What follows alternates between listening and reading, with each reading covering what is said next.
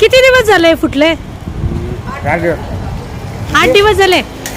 पाण्याचं सगळीकडे दुष्काळ असताना आझाद रोड गडिंग्लज या ठिकाणी हा पाण्याचा पाईप गेल्या 8 दिवसापासून फुटलाय असं इथल्या नागरिकांचं म्हणणं आहे. आणि नगरपालिकेला तक्रार देऊन सुद्धा नगरपालिकेने याच्यावर अजूनही ऍक्शन घेतलेली नाही. कुणाचा नळ आहे काय माहिती नाही, पण 4 ते 5 दिवस झालेले आहेत. हा, नगरपालिकेला कळवलंय.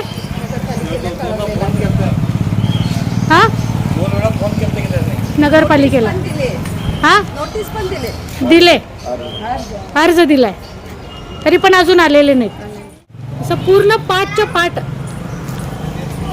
इथं वाहताना दिसतोय. नगरपालिकेत सांगितलंय. हा, 5-6 दिवस झाले.